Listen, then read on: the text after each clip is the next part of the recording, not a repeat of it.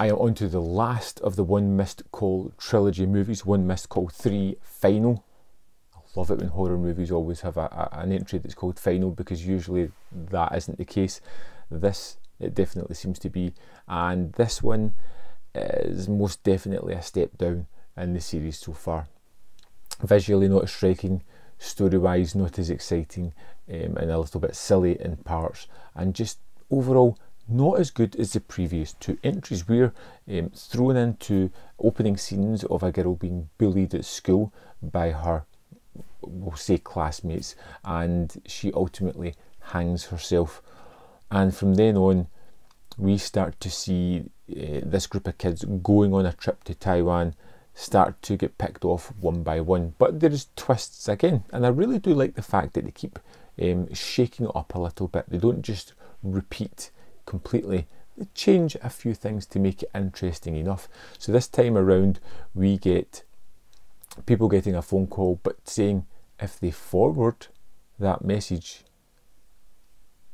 they won't die.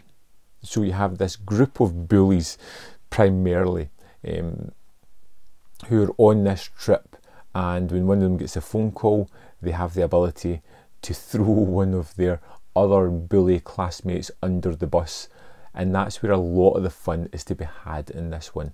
But it seems as though the deaths in the message comes really quickly, whereas in the first couple you had a foreboding message of your death with a period of time in the future.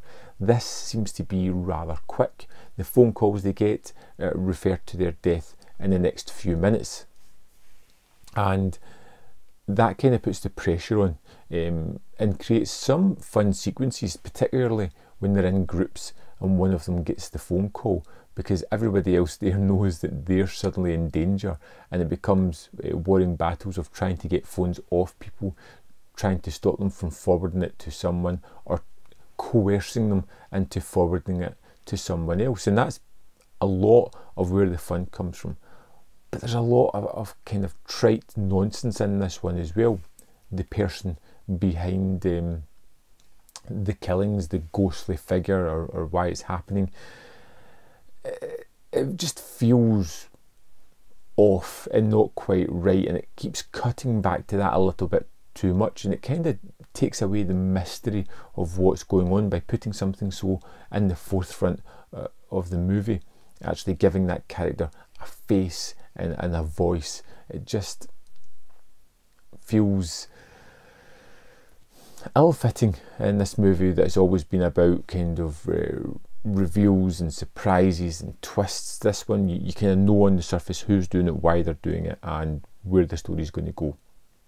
And even the characters in this one are kind of bland, and a lot of the time really obnoxious. You're kind of hoping bad things happen to them, of which they do, and some of the deaths can be fun and interesting, some of them are a little bit more conventional, some of them are just downright evil. There's a moment where one of their classmates gets a phone call, or is it someone forwards the message to him? Either way, he's the picked upon boy.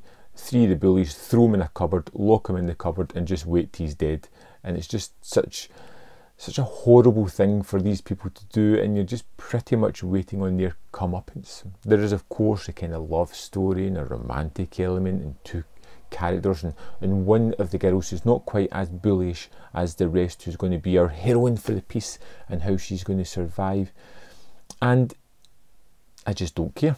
I just wasn't interested in these characters or their story, or the backstory of her boyfriend who's deaf, which comes into play later on in the movie, which again I didn't care about. I didn't find that interesting, and yeah, that kind of thing. One Missed Call 3 was watchable. It wasn't bad, but it's nowhere near as good as the other two entries in this series. It was one that kind of let me down a little bit, becomes a little bit more conventional, a little bit more tropey, a little bit more atypical of a horror sequel, and what I was expecting. I'd love to know your thoughts on part 3. Let me know in the comment box below, and I will see you next time on Man v Film.